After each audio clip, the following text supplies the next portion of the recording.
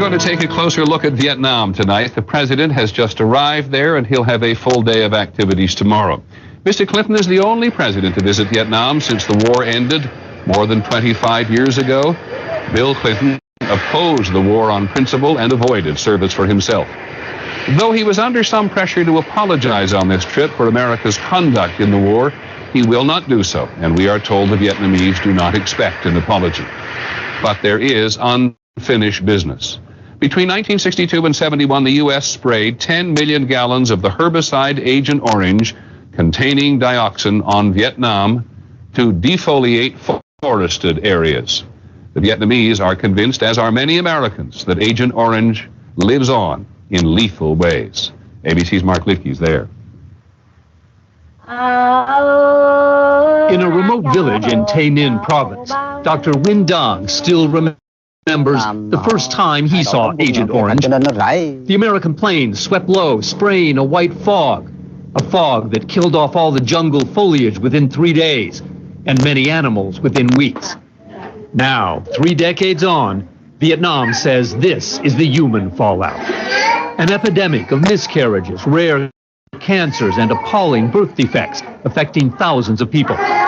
Vietnam is convinced that these children are just the latest victims of the deadly chemical dioxin in Agent Orange, which seeped into the soil and poisoned the food chain.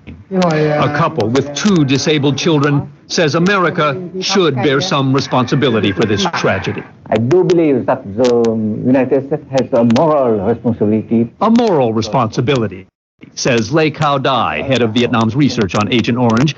He argues that because the U.S. already gives compensation to thousands of American GIs who handled Agent Orange and have suffered health problems, the U.S. certainly should offer compensation for the Vietnamese.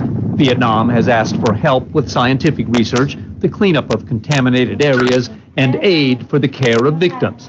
But the U.S. has been reluctant, saying there's still no firm scientific evidence that these terrible afflictions were caused by Agent Orange. No one knows. It just isn't known. American Ambassador Pete Peterson says Washington is now prepared to join Vietnam in scientific research. Given time, I think we're going to be able to come to a conclusion. But over time, both sides know it may be tougher to prove a connection, especially since the tropical climate here has flushed much of the Agent Orange residue out of the soil.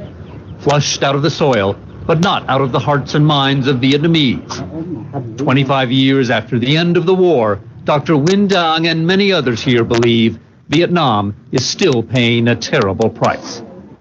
Mark Litke, ABC News, Tay Ninh Province.